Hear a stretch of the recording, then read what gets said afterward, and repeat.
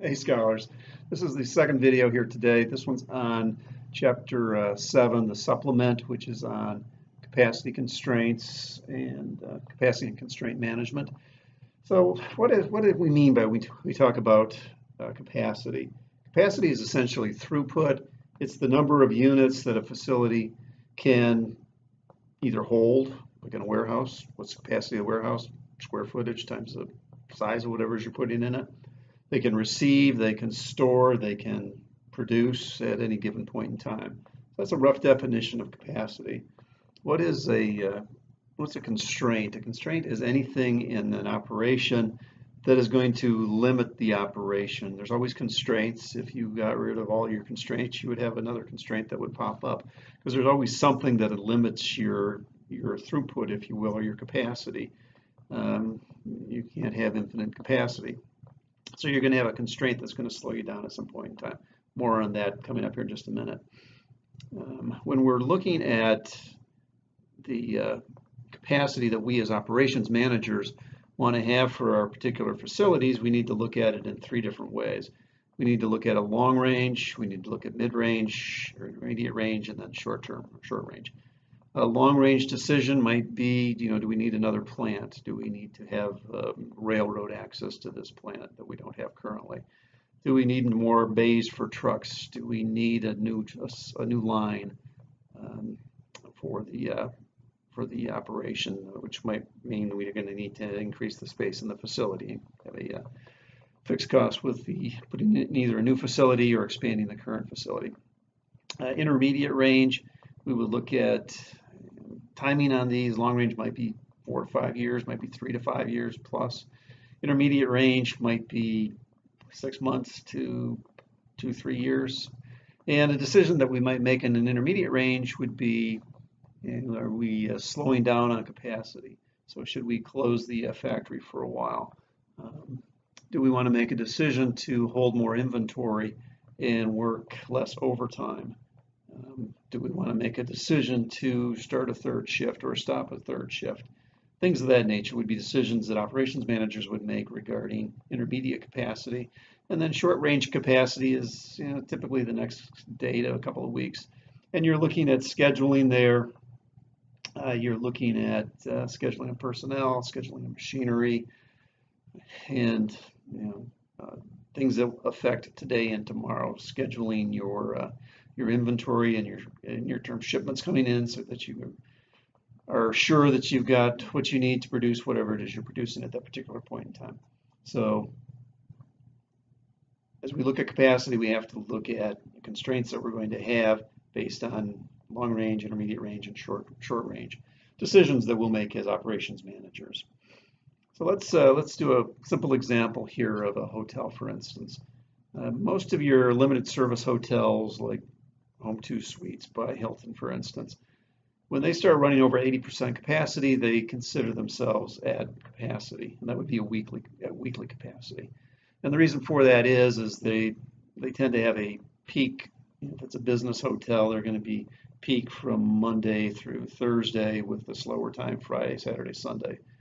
And if it's more of a vacation or a personal, that's going to be switched. So they typically aren't full 100% of the time. So they consider they're at capacity if they're at about 80% capacity on a weekly basis. So let's do a little example here. Let's say, for instance, we've got an 80-room hotel, which would be kind of typical for a smaller size one of those. And so on a weekly basis, they'd have 560 rooms available. If they had 485 room nights paid for, over a period of time and various weeks, they'd be running at about an 87% occupancy rate. So what that would mean if I was a hotel manager is I'm turning people away in my peak times. So I'm probably I don't have enough capacity to meet the demand in my peak periods. So I'm turning people away. So let's say, for instance, I had a weekly revenue of about $80,000. And I did that math divided by 485 rooms. That would mean I have about $165 average night per room. So let's say, for instance, that I say, well, I think I want more rooms. I want to do an addition, and I want to put 20 more rooms into my hotel. I want to increase the size of it by whatever that is, 25%. And it's going to cost me about $10,000 per room to do it. So I can do that, adding to my existing facility for 200 grand, let's say, for instance. And that after I do that, I think I'm still going to be running a little bit above my 80% capacity, but let's say, for instance, I'll be running at 83% capacity.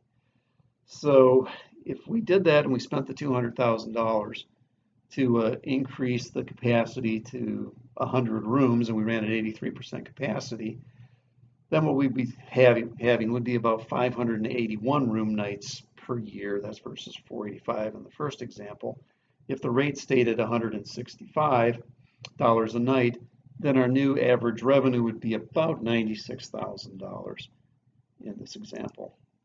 So if our profit margins were running at 40%, let's say our variable costs are running at 40%, then we'd say, okay, what's the break even on this? And the break even would be, as we just talked about in the last video, it would be the fixed cost, 200,000 in this case, divided by 1 minus the variable cost percentage, which would be 1 minus 0.4 or 6, 60%, 0.6. And that's $333,000 in net profit. So once we get to $333,000 in net profit, we've broken even on this investment that we've made. All right, so then if we say, okay, let's just keep going on this, and let's see how long we think it's going to take us to make that payback. So we know that our old revenue is $96,000. Our old revenue was $80,000 a month. Our new revenue is $96,000 a month. So we've got about a $16,000 a week increase in revenue. Now on that, we know that our profit margin is 60%, our variable costs are 40%. So we've got about $9,500 in excess profit per week associated with it. And then if we divide the 9,500 by, or excuse me, we divide the break-even amount of $333,000 by $9,500, then we know that it's going to take about 35 weeks to pay this back. So a little less than a year and a half. Excuse me, a little less than 3/4 of a year to pay that back. So would that be a good decision, or wouldn't it be a good decision? From what I've seen, any investment that you can make that pays back in less than a year is less risky. It's probably a good decision to make. So that would be an example of a capacity decision that an operations manager would have to make at some point in time. We talk about bottlenecks, and we talk about theory of constraints. Let's start with bottlenecks. What's a bottleneck? Well, if you think of a bottle, I mean, it's got a small spot on it, right? I guess it usually would be like that, where the capacity is limited, or your throughput is limited. If you're at a bar on a busy Friday night, usually the bottleneck is the bartender, or the bartender's running around back serving drinks. You can't get their attention, or when you do, you're fourth in line to get your beer. So what can you do about bottlenecks? You can decide that bottlenecks are acceptable. Maybe in the bar example, you've got a 3-hour window, 2 nights a week, where you just, if you wanted to put more bartenders there, you'd have to put more beer taps in, you'd have to expand the size of your bar, things of that nature. You just don't have the physical space to put more bartenders. So you might decide, okay, I'm going to stick with my 3 bartenders I have versus spend a lot of money to expand the size of the bar facility. Maybe you can't even do that because the building wouldn't support it. So sometimes, even though you've got a bottleneck, you might decide, I'm not going to do anything about it. I'm going to accept it. It's 6 hours a week. People are going to have to wait a little bit longer for a drink at that point in time. Or maybe you set up a substation somewhere. You make a decision that's going to maximize your profitability in your business. Theory of constraints. The book does a pretty good job of laying out what a constraint is. I think they have 5 different criteria for it. Make sure to look at that. In the book I wrote on this subject, I used 2 examples. I used the Challenger explosion back in the 80s, and I used the BP oil spill as constraints. The Challenger example, what was the constraint there? The constraint was O-rings and cold weather. And it was a constraint that they they had tested but hadn't tested well enough, and they didn't know if it would work. And they felt certain pressure to launch. They launched. We know what happened. It blew up.